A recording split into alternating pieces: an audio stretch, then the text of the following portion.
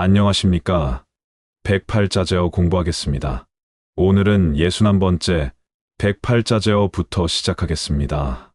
적극 인생, 적극적으로 인생을 살되, 겸허만분, 겸손하면 인생은 만점입니다.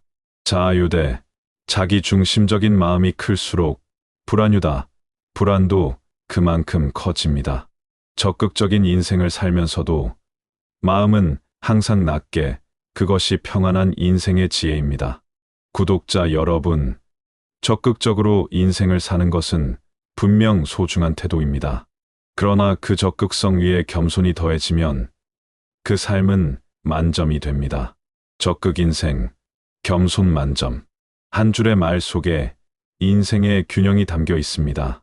저는 출가를 결심하고 절에 처음 들어갔을 때 행자실 문 앞에서 하심이라는 글을 처음 보았습니다. 이 하심이라는 단어는 평생 수행자가 품고 살아야 할 가장 깊은 태도를 상징합니다. 하심이란 마음을 낮춘다는 뜻입니다. 겸손하게 자신을 내려놓는 태도지요. 세속에서는 많이 가졌고, 많이 배웠고, 또 사회적으로 높은 자리에 있었던 사람들도 있습니다. 하지만 절에 들어와서까지 그것을 붙들고 있다면, 그것은 수행의 길을 가로막는 덜렁거리는 주머니일 뿐입니다. 절에서는 이런 사람들을 향해 주머니가 덜렁덜렁한다고 말합니다. 겉옷은 벗었어도 속에 감춰진 자기 중심의 욕망은 여전히 가득하다는 뜻이죠. 그런데요, 자기를 내세우고 자기를 알아달라고 하고 자기 생각대로 움직이려는 마음이 커질수록 우리의 불안도 함께 커집니다. 왜일까요? 세상은 내 뜻대로 흘러가지 않기 때문입니다. 그 차이를 받아들이지 못하면 결국 마음은 늘 초조하고 불편할 수밖에 없습니다. 그러니 이렇게 말하고 싶습니다. 적극적으로 살아라. 그러나 한없이 겸손하라. 행동은 앞으로, 마음은 아래로. 이것이 바로 하심입니다. 이것이 평안을 주는 삶의 지혜입니다. 여러분, 오늘 하루 당당하게 행동하되 마음은 부드럽고 낮게 하심의 발걸음으로 살아가시기를 바랍니다. 적극적인 인생, 겸손은 만점, 자아가 클수록 불안도 커진다. 이번 주제는 108자제어, 62번째 당신의 마음은 어디에 머물러 있습니까? 입니다.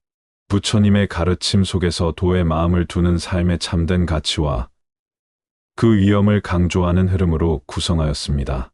사람의 마음이 머무는 곳에 그 사람의 삶이 향합니다. 상등인 안심어도 상등인은 도의 마음을 두고 중등인 안심어사 중등인은 일의 마음을 두며 하등인 안심어 명리물 하등인은 명예와 이익, 물질의 마음을 둔다. 구독자 여러분, 사람의 됨됨이는 참 다양합니다.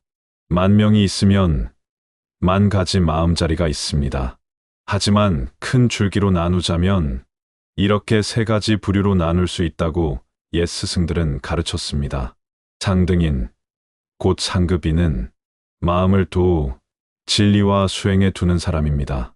진리를 알고자 하고 부처님의 가르침을 따르며 삶의 방향을 바르게 세우는 이들입니다. 그 다음은 중등인, 이들은 삶의 일과 책임, 사회적 역할에 충실한 사람입니다. 자신의 일터에서 성실히 일하고 가족을 돌보며 맡은 바를 묵묵히 감당합니다. 이 또한 아름답고 귀한 태도입니다. 마지막으로 하등인, 이들은 명예, 이익, 물질적인 욕망에만 집착하는 사람들입니다. 누가 나를 알아주나, 무엇을 더 가질 수 있나, 어떻게 하면 더 높은 자리에 오를 수 있을까 하는 생각에 갇혀 자신의 마음을 점점 좁히고 불안하게 만듭니다. 여러분, 우리는 지금 이 순간 꿈나눔 불교 TV에서 경전을 배우고 이 영상을 통해 법문을 듣고 마음의 방향을 점검하고자 노력하고 있습니다. 이런 마음을 지닌 분이라면 이미 상급인 도의 마음을 두는 참된 수행자입니다. 특히 저는 화엄행자, 법화행자를 자주 강조합니다. 화엄경에 심취하고 그 가르침을 실천하는 이 법화경을 통해 사람이 곧 부처라는 믿음으로 다른 사람을 부처님처럼 섬기고자 하는 그 마음, 이 모두가 도를 삶의 기쁨으로 삼는 사람, 곧 상등인입니다. 우리는 반드시 완전한 깨달음을 얻지 못하더라도 부처님 가르침에 감동하고 그 감동을 나누며 사는 삶을 선택할 수 있습니다. 그것이 도에 마음을 두는 수행자, 상등인의 길입니다. 그럼 마지막으로 정리하겠습니다. 지금 여러분의 마음은 어디에 머물러 있습니까? 도입니까? 일입니까? 명리입니까? 부디 자신을 상급인이라 여길 수 있도록 긍지와 자부심을 가지고 부처님 가르침을 배우고 나아가 그 감동을 세상에 전하는 아름다운 수행자가 되시길 바랍니다. 도를 삶의 중심에 두는 사람, 그가 진정한 상등인입니다. 부처님과 함께하는 마음의 안식처, 63번째 말씀 이어가겠습니다.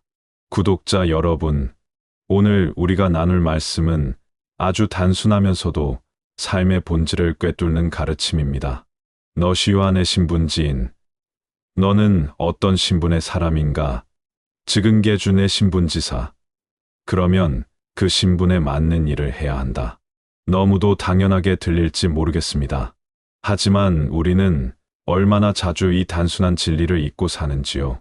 주부는 가정을 돌보는 마음으로, 학생은 공부에 충실한 자세로, 직장인은 맡은 일에 책임을 다하는 마음으로 살아가야 합니다. 수행자라면 더 말할 것도 없습니다. 참선을 하는 스님은 참선에, 경전을 공부하는 스님은 공부에, 포교를 맡은 스님은 중생을 향한 자비심에 자신의 마음과 시간을 써야 합니다. 답게 산다는 것, 그것이 곧 수행이고 평안이고 진리입니다. 그런데 세상이 왜 이렇게 어지러울까요? 많은 사람들이 자신의 신분을 망각하고 답게 살지 않기 때문입니다. 학생이 공부를 소홀히 하고 정치인이 진실을 외면하고 수행자가 수행을 잊고 세속을 따르게 되면 그 결과는 반드시 혼란과 고통으로 돌아옵니다. 사람답게, 부모답게, 배우자답게, 수행자답게 그 답게의 마음을 지키는 것. 그것이야말로 세상을 바르게 하고 자신을 평안하게 하는 가장 확실한 방법입니다. 지금 여러분의 자리, 그 자리에서 가장 당신답게 살아가고 계십니까? 우리는 모두 자신의 위치에서 진실하게 살아갈 때 비로소 마음이 평안해지고 세상도 조화로워집니다. 무엇이 되었다면 그에 걸맞은 일을 하라. 이 가르침을 오늘 하루 마음에 깊이 새겨 보시기 바랍니다. 그 자리에 있거든 그 자리의 역할을 충실히 하라. 평안한 인생은 답게 사는 데서 시작됩니다. 108자제어 64번째 주제는 안정과 화목 속에서 신선한 내일로입니다. 화엄적인 세계관과 함께 내 삶을 평화롭고 아름답게 이끄는 지혜를 담았습니다. 64번째 말씀은 이렇습니다. 제안정화의 중, 안정과 화목 속에서 파악정체적 금일, 멋진 오늘을 알차게 주관하고 주출신선적 명일, 신선한 내일로 나아가라. 참 좋은 말씀입니다. 인생이란 매일을 살아가는 것이지요. 그 하루하루가 안정과 화목 속에 있다면 그 자체로 이미 복된 삶입니다. 여기서 말하는 안정은 내 마음이 흔들리지 않는 평온함이고, 화목은 사람과 사람, 나와 세계가 어울려 사는 조화로운 상태입니다. 먼저 나 자신이 안정되고 내 주변 사람들과 화목하게 지낼 수 있다면 우리는 멋진 오늘을 알차게 살 수 있습니다. 그리고 그 오늘들이 모여 신선하고 새뜻한 내일을 만들어갑니다. 저는 오래전 생명의 실상이라는 책을 읽으며 서문에 나오는 이 구절을 참 좋아했습니다. 천지 일체 만물과 화목하세요. 이 말이 가슴에 깊이 남았습니다. 사람뿐 아니라 나무, 바람, 하늘, 땅, 그리고 모든 생명과 화목하게 살아가라는 이야기였습니다. 병고도, 고통도, 마음의 괴로움도 그 화목하지 못함에서 시작됩니다. 조화롭지 않으면 병이 생기고 불화하면 삶이 무너집니다. 저는 그래서 화엄성중 기도를 즐겨합니다. 왜냐하면 그 화엄성중이라는 말 속에는 불보살뿐 아니라 모든 중생, 심지어 천지, 일체 만물까지 다 포함되어 있기 때문입니다. 우리가 그들과 함께 화목하며 살아간다면 그 자체가 이미 수행이고 축복입니다. 정리하겠습니다. 여러분, 오늘 하루 마음을 다잡고 이렇게 다짐해 봅시다. 내 마음을 안정시키고 사람들과 화목하게 지내며 오늘을 소중히 살고 내일을 새롭게 맞이하겠다. 이 마음이면 괜찮습니다. 그대로 수행이고 그대로 행복입니다. 화목은 생명의 길이고 안정은 지혜의 자리입니다. 당신의 내일이 오늘보다 더 산뜻하고 새롭기를 바랍니다. 이번에는 108자제어 65번째 주제는 걱정보다 마음을 다하세요.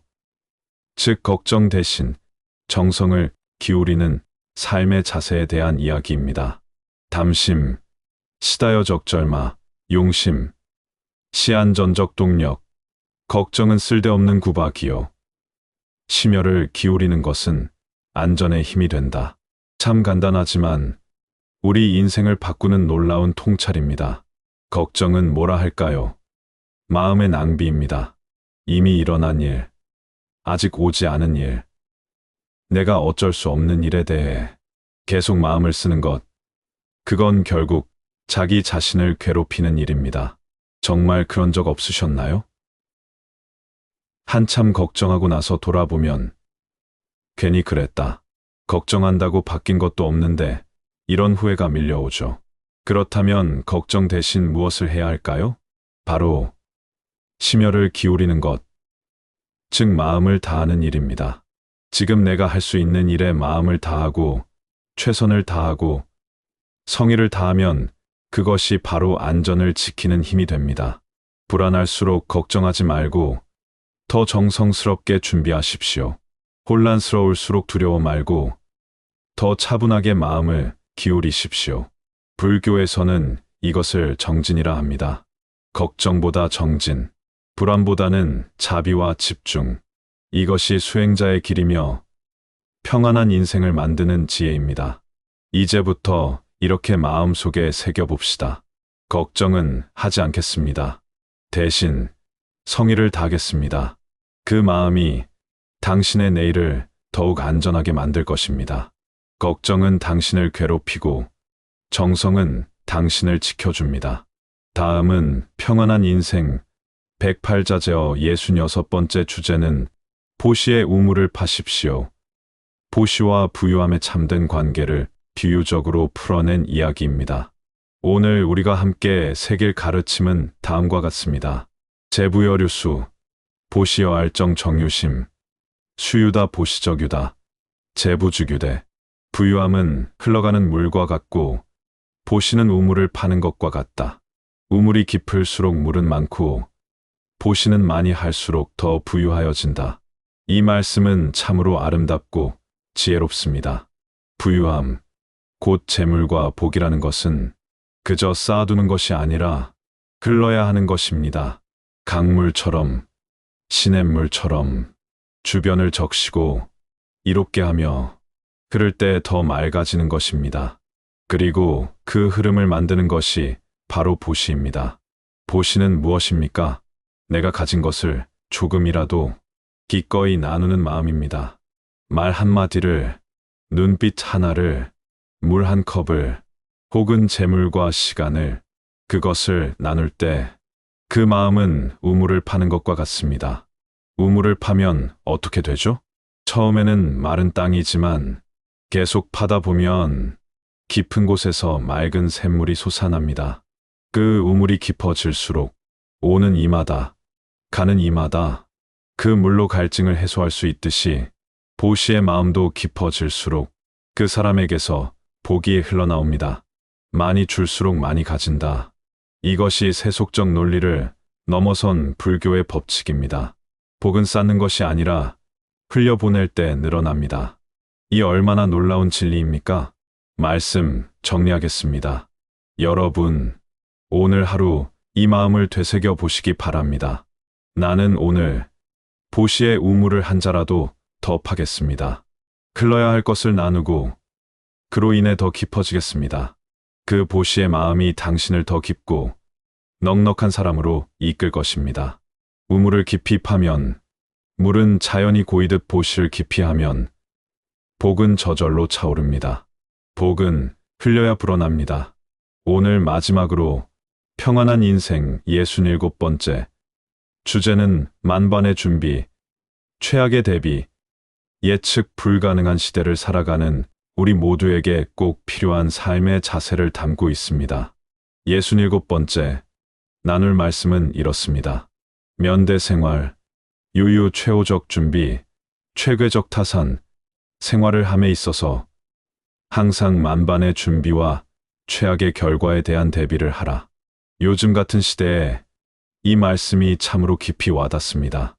한때 전 세계를 흔들었던 코로나 사태, 초기에는 곧 진정될 것이다는 안일한 예측도 많았습니다.